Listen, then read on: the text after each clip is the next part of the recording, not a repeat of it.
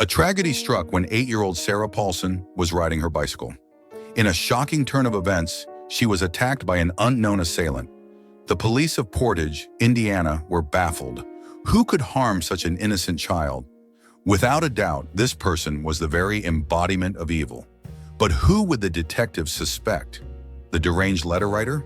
The odd cook? Or the self-confessed psychopath?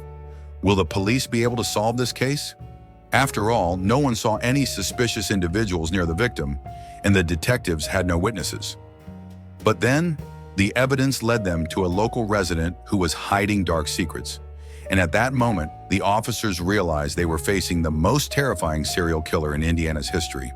At first glance, the quiet town of Portage in the Midwest of Indiana seems sleepy, but its hard-working locals keep the steel mills running and eagerly await the annual fair every year. Like in any Midwestern town, the residents love anything fried and on a stick. From an early age, locals Patty and Dan Paulson enjoyed everything their little town had to offer. The couple had 3 children and a cozy home on Central Avenue, where they created a loving environment for their kids. Dan Paulson frequently traveled out of town on business, while Patty managed things at the mill. On weekends, Patty and Dan focused on raising their children, 13-year-old Jason, 10-year-old Daniel, and 8-year-old Sarah, a lively little girl full of energy. Sarah, the youngest of the 3, loved competing. She would lace up her sneakers and race off to join the boys. Sarah was always ready for any activity as long as she could wear pink, her favorite color. To her, everything had to be pink, and she almost never took off her favorite pink plastic earrings and pink bows. In her eyes, life was always painted in shades of pink. With second grade approaching, Sarah wanted to make the most of her last day of summer vacation. It was the perfect time for her favorite hobby, collecting little creatures. She would dash around everywhere with her jar, gathering bugs. Besides catching bugs, she also caught frogs. Her favorite hunting ground was a small park across the street from her house, near the church, an ideal place for playing. But on August 22, 1995, a terrible family tragedy shattered the peace in this once serene corner. Detective Terrace Vickard, a seasoned officer with 20 years in the Portage Police Department, had seen his fair share of crime. But nothing could have prepared him for the horror that awaited him at the scene. He was ready for anything.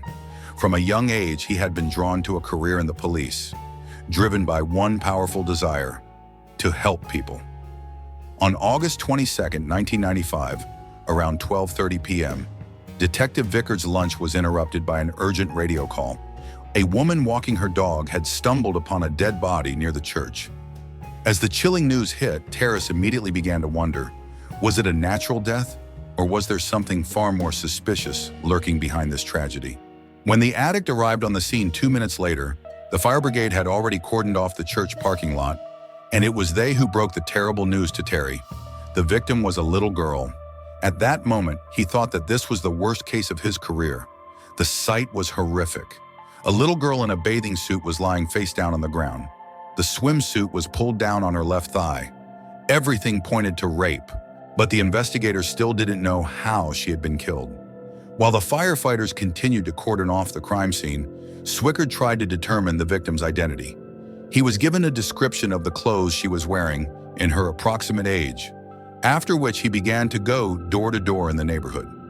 A few minutes later, Patty Paulson approached him. Her daughter, Sarah, had left an hour ago to ride her bicycle and had gone missing. The woman said she couldn't find her daughter. Terry asked what she looked like, and when Patty described Sarah, the detective pulled her aside and said, "It seems we've found your daughter." At that moment, according to Patty, it felt as though the ground had opened up beneath her. Through her tears, the woman managed to explain that in the morning, on her way to work, she had left Sarah with the best nanny, her older brother Jason. This wasn't the first time, and Jason, without hesitation, allowed Sarah to go to her favorite spot. She was riding her bicycle near the church, just like she always did. Patty added that when she got home from work, she hadn't expected anything bad. She noticed people near the church, but couldn't imagine that something had happened to Sarah. In an instant, a beautiful sunny day that had started so well turned into the most terrifying nightmare. The attack on an innocent child in broad daylight shocked everyone. making them wonder who and why would do such a thing. The Port Edge police were tasked with answering these questions to bring justice to the suffering family. Retired Captain Dave Reynolds had worked in the police for 21 years. His department didn't often deal with serious crimes, but when something terrible happened, they called him. The tragedy that happened to little Sarah during his shift struck Reynolds right in the heart. He said he was horrified when he saw the body. At the time, he had 2 daughters, but according to him, a true professional should be able to distance himself. Solving such a murder requires complete composure. Captain Reynolds had nothing to hold on to. Even a thorough examination of Sarah's body provided no clues. The police didn't know how she died. There were no serious injuries or blood. Sarah was found with her face buried in the leaves. Captain Reynolds assumed she suffocated. This was just a guess, but one thing was known for sure. There was a monster lurking in Portage. What had happened was hard to believe. No one could understand who could have done something so terrible. Who did this? Could it be that a nightmare had come to town? Or maybe the villain was familiar with the locals? Sarah's mother couldn't imagine who in town could be capable of such a thing. The police had to visit every house, hoping to find something that would point to the criminal. A tip from neighbors pointed to a very unusual suspect. Officers were told about a man named Oliver Cranston. Oliver seemed like a nice person, but the town gossip claimed that children made him lose his temper. The locals knew how much he disliked children. The officers decided they should speak with him. The police wondered if the elderly gardener might have snapped and harmed the little girl, or if someone else was responsible for Sarah's death. In Port Edge, Indiana, at the end of August, it was time for the locals to put down their fishing rods and participate in the annual fishing competition for big prizes. But for Pam Centrumbaum, a journalist from the Chicago Tribune, a bigger catch was in store. In Sarah's story, she wanted to tell not only about her life, but also about the town and how such things leave an indelible mark on everyone. The Port Edge police were also unsettled. They had their first suspect on the hook, but first they needed to get the autopsy results. The pathologist confirmed the family's worst fear. Sarah had been raped, and after that, the monster made her silent forever. The official cause of death was listed as asphyxiation, as there were no injuries aside from marks on her neck. The murderer likely grabbed her by the neck and wouldn't let go. But according to tiny fragments of blue fabric found under her nails, she fought for her life, and that fabric would likely help the police find the killer. The main thing was to understand who could have done it, but the detectives didn't even know whom to search for. They could only assume that after her disappearance, she was killed to conceal the identity of the criminal. Perhaps the villain didn't want to be revealed, and that was the motive for the murder. However, the detectives weren't sure. Fortunately, the investigation already had a suspect. The difficult neighbor named Oliver Cranston. Did he fit the profile? He had no alibi. He had been working alone in his garden to the west of the crime scene, and rumors said he wasn't very fond of children. This didn't prove he was the killer, but the police needed to check him out, so they decided to question him at his home. Cranston was surprised by the police's visit, but agreed to talk. He was a large man who obviously spent a lot of time working outdoors. Without beating around the bush, the police asked Oliver if he had heard about the murder of Sarah Paulson. Cranston said he knew about the incident, but had no connection to it. However, he admitted that in the morning, while in his garden, he had heard a child scream. Mr. Cranston said he had jolted up and thought the scream came from the street, not from the forest. He realized it was a child, but he couldn't determine the age or gender. Cranston decided it was just the neighborhood kids playing and went back inside his house. But the investigators weren't convinced, so they called him in for a lie detector test. The detective sat him down immediately and, without wasting time, asked him if he had killed Sarah. But he was as clean as the morning dew. The expert noted there was no deception, and Cranston answered questions calmly, insisting he had nothing to do with the case. It turned out that Cranston's past was spotless. He had never been arrested by the police. Since the man had been proven innocent, the police had to drop him as the primary suspect and continue the investigation. In search of new leads, Captain Reynolds needed help, and he knew exactly who to turn to. Junior Sergeant Bill Message had been exposed to criminals for 27 years by the time of the investigation and had no plans to retire. His father and grandfather had worked in law enforcement in the neighboring city of Gary, Indiana, and Bill had known since childhood that he would become a police officer. When Message was asked to join the hunt for Sarah's killer, he knew it was the case for him. Moreover, he knew how to handle emotional pain. According to him, the police badge protected him like a shield, especially when facing horrific cases like this one. The badge helped him detach from reality.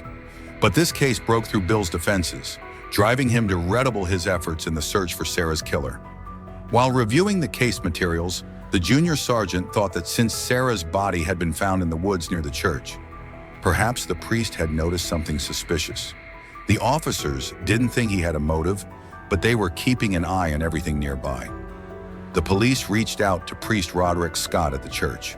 They thought he might confess to something, but at first glance, this servant of God seemed like an angel. The priest agreed to cooperate. Of course, he was nervous, but he understood the importance of the investigation. The priest couldn't believe it turned out he was nearby. He had been outside walking through the parking lot just around the time when Sarah Paulson was leaving her house. Although Sarah was riding her bicycle, the priest claimed he didn't see her or anyone else near the church. By the time Sarah died, he may have already entered the house of worship. Several women who worked at the church testified that this was indeed the case. The police check revealed that the priest was innocent and he was removed from the list of suspects. Next, the detectives focused on Sarah's neighbors. Since there had been a rape, they decided to use a proven method, checking the sex offender registry. The results were shocking. The detectives didn't realize how many perverts lived in their neighborhood. There were far more than they had expected. The detectives knew that interrogating each of these individuals would take a lot of time. Nevertheless, they were determined to contact each of them, hoping to find the person who had taken Sarah's life. But before the investigators could begin, a call came in from the manager of a diner near the crime scene. She advised the police to pay attention to a very strange employee. She said that at around 11 a.m., Eugene Britt, during his break, had sprayed water on other employees in the kitchen and was sent home. The woman told the police that Eugene was aggressive and harassed female workers. What worried her the most was that he left work an hour before Sarah Paulson's body was discovered. His time card showed he clocked out at 11:02 a.m. that same day. What if this hot-headed man headed to the church, where he quickly finished off Sarah Paulson? The city of Portage, Indiana, was located on the shores of the mighty Lake Michigan, which earned it the nickname City on the Edge. This nickname took on an entirely new meaning when a killer settled in. More than 3 weeks had passed since Sarah Paulson's death. Nerves were starting to fray as the criminal remained unknown. Perhaps it was a local resident, or maybe just an outsider passing through. Detective Reynolds and his team understood that the only way to calm the people down was to catch Sarah's killer, no matter the cost. The city's residents behaved as though they expected the police to figure it all out, which was putting immense pressure on the investigators. Fortunately, Reynolds had a suspect, the diner worker, Eugene Britt.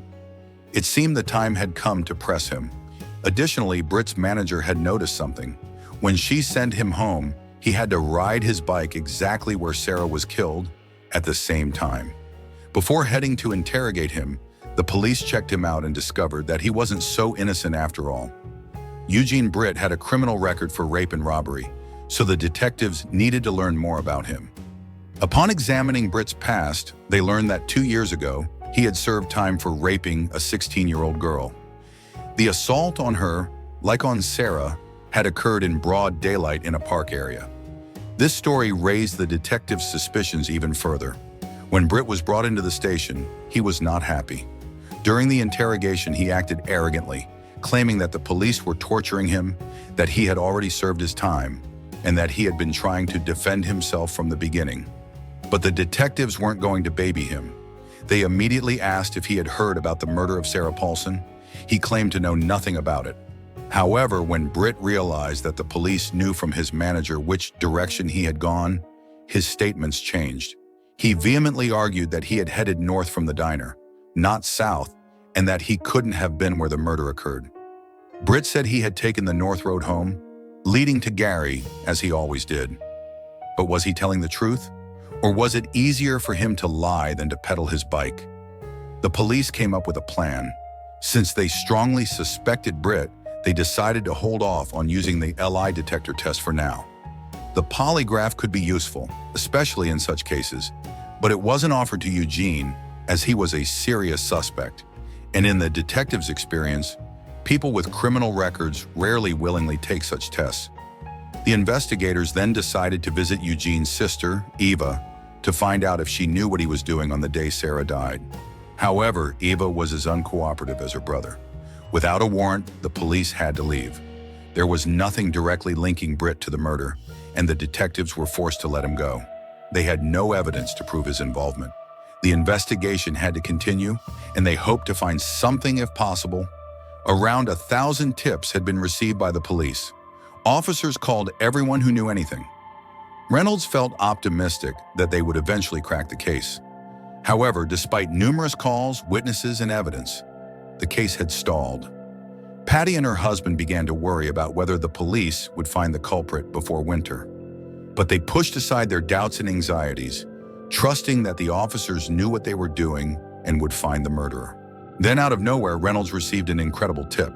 A radio station producer in Chicago called the Portage police and reported that Harry Wagner had left a voicemail saying something astonishing. He claimed that he had beaten a little girl from Portage. The call shocked Reynolds because people rarely report themselves for murder, but this was serious and it needed to be investigated. Junior Sergeant Bill Messick had mixed feelings about the confession, but his police experience told him it was too good to be true.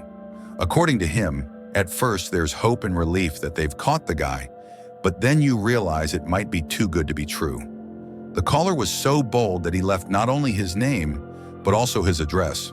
The Chicago police arrested him while Captain Reynolds was on his way to the interrogation, which took about 45 minutes. Wagner didn't waste any time and gave important information. He confessed to killing Sarah Paulson and explained how, where, and when he did it. The police were unsure of what to make of it, but asked him to clarify a few details. Harry said he had taken a bus from Chicago to Portage, went to the park, saw a girl on a bicycle, and killed her. But Wagner's account didn't match the facts. He claimed he had gotten off at the train station, which was strange because Portage didn't have a train station. Also, Sarah hadn't been in the park that day, but the detectives decided to check everything anyway. Wagner claimed she was with 2 other girls, and when he heard a Russian comment, he snapped, strangled her, and fled. Mr. Wagner seemed calm, and it seemed like he was telling the truth, but his story didn't check out. There were still inconsistencies. The police were certain that Sarah was alone when she was killed. Wagner's statement started to fall apart like a house of cards, but they couldn't just let him go. This man raised suspicions because he confessed to the crime, and they needed to verify his account. The police decided to test him. If he was telling the truth, he should be able to show them where it happened. They took Wagner to Portage and asked him to confirm his story. But as the detectives led Wagner around the city, they realized he knew nothing about Sarah's death. They walked with him for hours, and when they reached the crime scene, Wagner didn't recognize it. It became clear to the police that Wagner was lying, but was he the killer? Upon checking his past, the officers found that he had no criminal record, so they released him to go home. The detectives believed there was something off about Wagner and were disappointed when they realized he wasn't involved in Sarah's murder. However, they couldn't dismiss a man who confessed to a murder, so the next day, Wagner's mother called the police, offering information that could clarify the situation. Eugene's mother revealed something crucial. Her son often confessed to crimes he didn't commit. She swore that on the Tuesday when Sarah died, Eugene had been in Chicago. The story about Mr. Harvey had dragged on for 4 days, which the investigators could have spent on other leads. Naturally, they were frustrated, but in such cases, they grabbed onto any opportunity. Since the police weren't worried about him going to prison, but rather a psychiatric hospital, they returned to the search for the real killer to bring peace to the grieving family. No one had been arrested, and the people going about their daily lives began to look at each other with suspicion. The investigators didn't have any new leads until they received a call from Father Scott. It turned out that shortly after being questioned about Sarah's murder, he began receiving strange letters about the case from someone using the pseudonym Mad Jack. Mad Jack had been sending the priest offensive letters with threats, and of course, this drew the police's attention. However, the origin of the packages remained a mystery. The postmarks showed that they were sent directly from Chicago without a return address. Captain Reynolds and his team went to the church, where they found the priest shaken by the contents of the package and the 4 typewritten messages. Mad Jack wrote that there was no Jesus, no Santa Claus, that there was nothing. He was so angry that it seemed this could have been the motive for the crime. It seemed he hated the whole world. Furthermore, Mad Jack included something that even seasoned detectives found chilling. He sent pictures of the autopsy of the little girl. There was definitely something wrong with this person. The police had no idea who Mad Jack was, whether he was another psychopath or the real murderer of Sarah with an unclear motive. It was obvious that Sarah Paulson and the investigation were troubling this person. The officers needed to find him and understand his motives. But searching for Mad Jack proved futile. The police managed to track down the Chicago post office where the letters were sent, but they didn't have any security cameras. Identifying the sender was impossible. The letters had no clues or identifying marks, just stamps. There wasn't much to go on. The police had to put the search for Mad Jack on hold, hoping that someday he would have the courage to show up in person or send another letter. There was no evidence of his guilt. Maybe Mad Jack was the killer, but they had no proof to support this theory. It was a horrifying truth for the public and a sobering fact for the investigators. They couldn't find Sarah's killer. Every day, the girl's parents hoped that maybe today the killer would be caught. But weeks went by, then months, and nothing. The town's residents wanted to know the truth, and they kept asking questions. If a madman was on the loose, should children be allowed to go outside? Should anyone even go anywhere? But just when it seemed like the case would remain unsolved, new information came in about someone who had always been on the list of suspects, the strange man from the fast food restaurant, Eugene Britt. No one had been watching him more closely than local deputy prosecutor Brian Hensel. And it wasn't for nothing. He focused on Eugene when it became clear that he had lied to the police. During questioning, Britt claimed that after being sent home from work, he rode his bicycle in the opposite direction of the crime scene, and the police temporarily believed his story. But then a witness came forward, saying they had seen Britt at approximately the same time as the murder, on the route he claimed he hadn't taken. The police began to question why he would lie. And then they received an unexpected phone call from EVA, Eugene's once secretive sister. This time she had something to say. Eugene's sister played a huge role in the investigation. She helped significantly, likely because she wanted to do the right thing. The investigators hoped that they would finally be able to catch and charge Eugene Britt, but they had no idea that his past hid a far greater evil than they could have imagined. Almost 2 months had passed since Sarah Paulson's murder. The police received new information about the old suspect, Eugene Britt. Now detectives were certain that the former criminal had been in the area the day Sarah died. They couldn't forget about him. He kept resurfacing every time the detectives sat down to work on the case. Then Eugene's sister contacted the police and told them that after a recent scandal, she had kicked him out of the house. He had quit his job at the restaurant and stopped helping with the bills. Eugene Britt's sister said that he was now living in a rehabilitation center. When her brother wasn't around, Eva agreed to talk about him. She even shared something that might interest the police. Eva said that while cleaning her brother's bedroom, she found a box with his clothes, 2 work shirts, a cap, and a pair of pants. The police rushed to EVA Britt's house with full force. Inside the box, they found Eugene's work shirts, a very suspicious shade of blue. What if the fabric under Sarah's nails was from this uniform? Before the discovery of Eugene Britt's clothing, the police had no physical evidence against him. During the initial police interrogation, Britt was not wearing his work clothes, but now they had his uniform in their hands. The detectives were convinced he was the criminal. In the lab, they confirmed that the fabric matched. Now the detectives had everything they needed to make an accusation. There was no need for the police to continue searching for the criminal. Britt was exactly where his sister said he would be, in a rehabilitation center. Upon seeing the detectives, Eugene was shocked and insisted that he had nothing to do with Sarah's murder. But when he heard about the evidence found, he broke down. He admitted to the crime but didn't want to discuss it.